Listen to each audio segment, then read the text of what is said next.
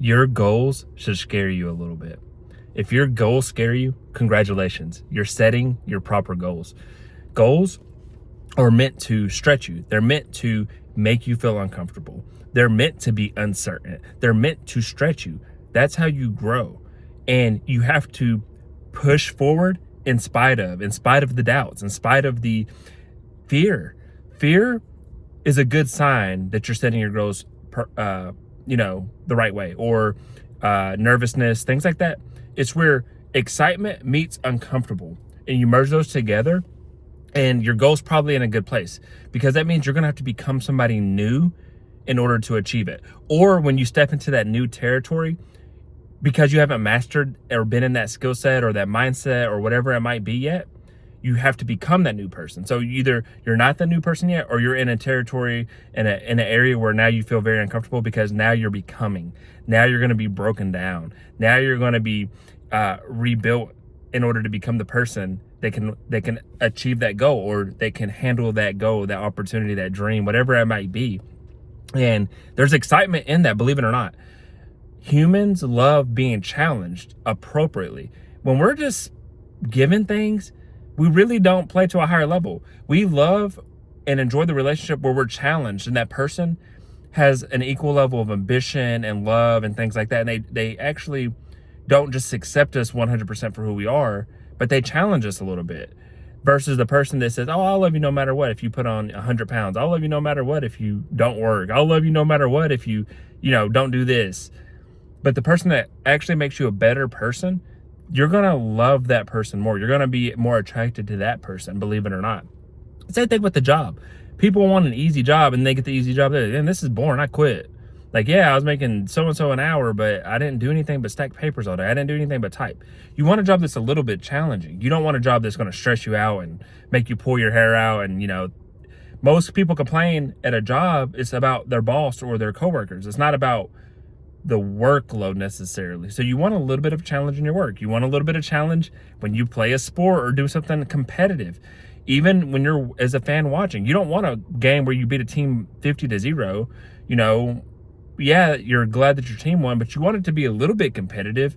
That's why right now I'm filming this 2025. We just had the college playoffs, and you had like Oregon versus James Madison, and Ole Miss versus Tulane, and everybody was complaining because they're like, these are two different, it doesn't even compute. So they were blowout wins. Yeah, I'm sure Ole Miss and Oregon fans were proud, or were happy that their teams won. And college football fans, though, were mad because they wanted to see like a Texas, or I can't remember who other teams that could have got in, Notre Dame, some other teams, I don't know. Because they wanted a competitive game still. You don't want it to just be a cakewalk. And that's how humans view life as well. Maybe we're conditioned that way from our ancestors because they've always had to fight, claw their way to even survive, to give us what we got today. But modern humans we're entitled, we're lazy to a certain degree because things are easier. Now we can just connect with anybody via cell phones. We can have instant pleasure, instant comfort, instant entertainment. But our ancestors, heck, even probably 200 years ago, didn't even have electricity. So there's just a lot that's changed. So now that we just have things a lot easier, so now we think that even in life, our goals and purpose should come easy, should be no challenge. But it's the opposite. You want and need a little bit of a challenge, and they should scare you. They should make you need to become somebody new, have new habits, new things. They should test your limits on your mindset, on your physical abilities, things like that. And if your goals do that, then that's good. If you need help setting goals, get out ChatGPT, get out Gemini, one of these AI tools. AI is big now. And just type in, what should my 2026 goals be based on what you know about me? And if you never use AI, Google, or you go to YouTube and put in, what are some good goals to have for this next year? What are some good goals to have for 2026? And watch a couple of different videos. Pick and choose a couple of different things that you think resonate with you and who you want to become. But your goals should be in alignment, not based on what society thinks, but based on who do you want to be. At the end of the next 365 days, at the end of the next year, what do you want your life to look like? What do you want your physical health to look like? What do you want your mental health to look like? What do you want your spiritual health to look like? What do you want your financial health to look like? What do you want your career and work to look like? What do you want your relationships from family to love life look like? And build upon that. Figure it out. Reverse engineer. Don't set these great grand goals. I want to be a millionaire and you make 50K a year. Like, not saying that shouldn't be your goal, but if you already have some things in process, you have a little bit of business savvy, you have a mentor coach, you have things in place, then yeah, do that. But if you're somebody that's never read a business book, you've never had anybody help you with business, you never even worked in sales, you never done anything with marketing, and you work a job at FedEx making 50K a year, think about your goal a bit. How about we try to get $1,000 as a side hustle? How about we try to get $10,000 to invest, or make the goals about learning? I'm going to read a business book in January, and then I'm going to find somebody that can help me learn about business. Like, let's set the goals a little bit less. Let's not try to lose 100 pounds. Let's try to lose 5 pounds in January.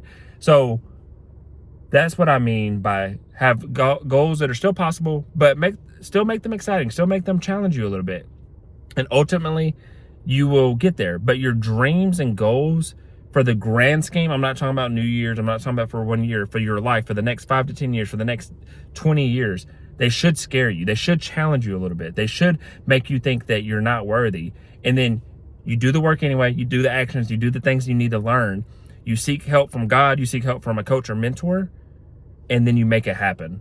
You figure it out. You go along with it. You take the steps necessary, even when you're scared, even when you're fearful, even when you're doubtful, even when you're tired, even when you're sick. And you go create the life that you need, and you push through it, and then you look back and say, man, that was life trying to talk me out of it. That was negative self-talk trying to talk me out of my goals and dreams. And you look back a year from now, you look back 5 years from now, you look back 10 years from now, you're like, I'm so glad I didn't listen. That I don't have a what if life now. I don't have a what if I did chase my goals? What if I did try? No, you'll thank me now, or you'll thank me later, however you want to look at it, that you tried anyway. So go out, get your dreams, no matter how big they are, no matter how scary they are. They're there for a reason. They resonate with you for a reason. If you don't have that big dream or goal, do what I said. Go to AI, go to Google, go to YouTube, figure out what your goal should be, and go and get them.